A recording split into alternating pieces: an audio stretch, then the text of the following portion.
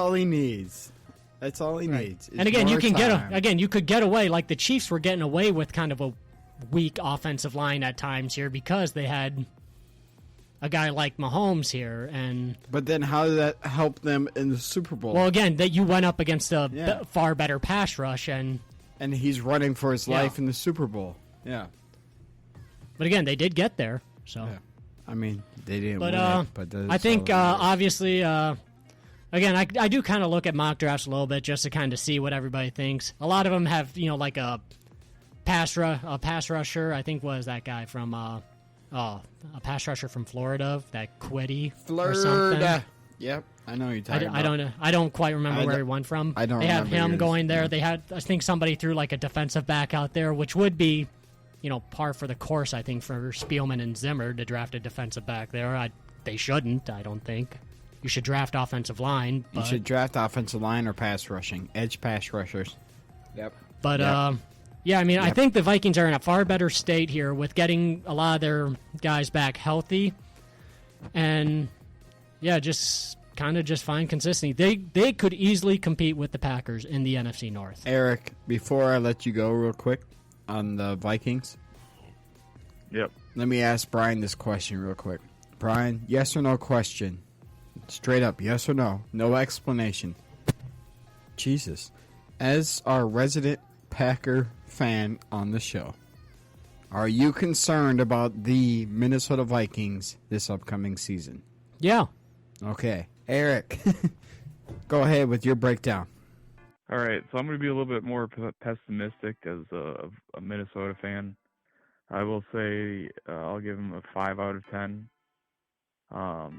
Not because they won't make the playoffs, but because I don't think they're going to be a top team and be able to handle the pressure that most of these defenses you're going to see in the NFC are going to be able to provide. Like the Rams, their defensive line is insane. The Cardinals' defensive line is much improved. Even the Packers' defensive line is, you got two solid players up front. So I just don't see them getting enough or allowing Kirk Cousins to have enough time in the pocket to make it very far in the playoffs. The reason why I give it to 5 out of 10 though is because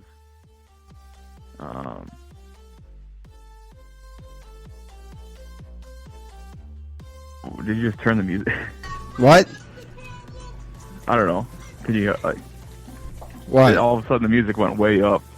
No, I haven't touched it. Oh, really? No. Oh. Anyways, so basically, wrapping it all up with the Vikings, but I think we all kind of agreed about that 6.5, 7, right? Right. Yeah. Well, I said 5 just because Danielle Hunter might hold out. He's wanting to become the top paid defensive lineman in the league, which I feel is a little bit excessive when you haven't played in almost 2 years. Yeah, and you signed a contract. Year and a half because you got injured and then you sat out. You signed a contract, be a man, and hold your word to it. Yeah, give us something to go off of to pay you what you want. Yeah, well, let's not forget about his mental episodes in those. That was Everson Griffin. Oh, same thing. I'm sorry, Everson Griffin. I'm sorry. But so let's move on to the Minnesota Wild. For those who don't know, me, Brian, and Eric play a game that we call Pick the Stick. This game actually originated about 6 years ago, 7 years ago at the Applebee's. Been a while. Apple Valley Applebee's, I would say. So we played a game with the bartender, Chris. I think the Fox Sports North would play this game too, and we're like, we can do that. We're dumb enough. Yeah. So our bartender Chris was like, "Hey, who do you guys want? Pick who's gonna score, and I'll give you a free drink or whatever if you get the most points. 2 points being a goal, 1 point being an assist. Currently, right now through the season, Brian sits in last at 30 points, which is still pretty good.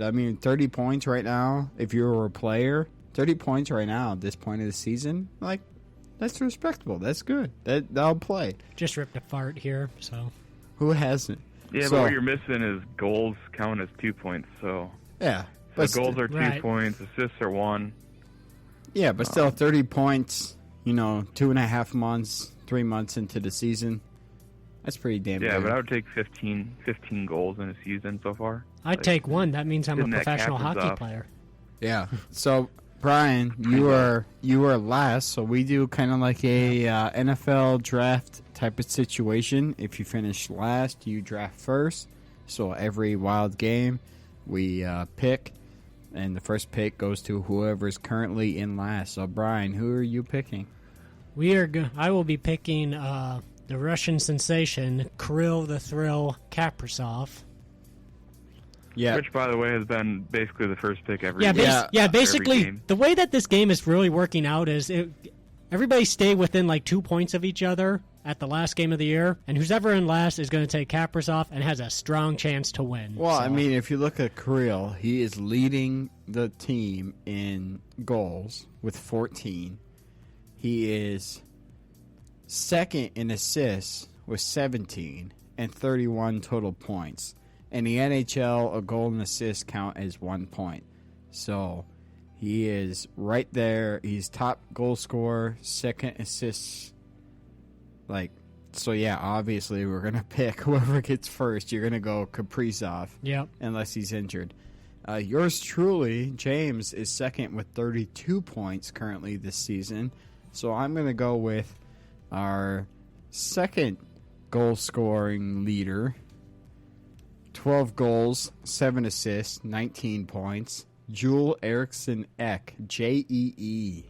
No, he's going with the number 1 seed. And then Erik picks last with 33 points. Go ahead. Your punishment for winning at the moment. Yeah, I've been there basically the whole year, so This makes is true. sense. Yep. I'm gonna go with Fiala. Fia- Fiala this time.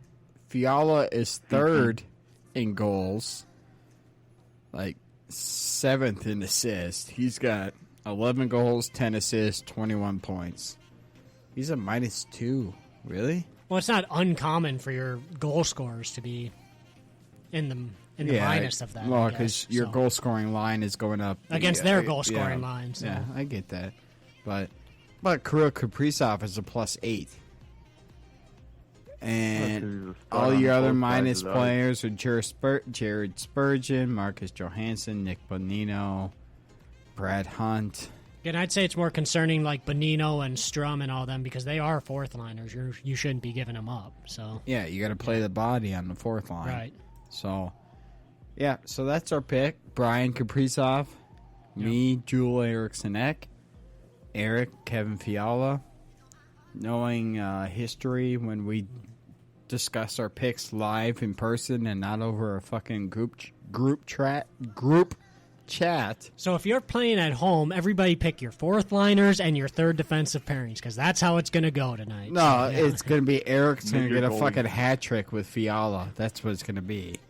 Because Erik always like... Oh, I don't mind that. When we get close in a tight grouping, we're literally separated by 2 points here. a goal. Yeah. Kaprizov gets a goal. Yeah. Erik and I are tied pretty much. Yeah. And So whenever we get this close, Erik gets a player that scores a hat trick or gets 2 goals and assist, or basically a Erik, goal and yeah. 2 assists. it's basically Erik is like Usain Bolt in this, just letting everybody get close, and then I'm like, see you later, and just darts in front. So All right, so I will. It's like, I will let you guys go first. Right now, I'll tell you the standings of the Minnesota Wild. They're currently 37 games in, which is about average in the Honda West division.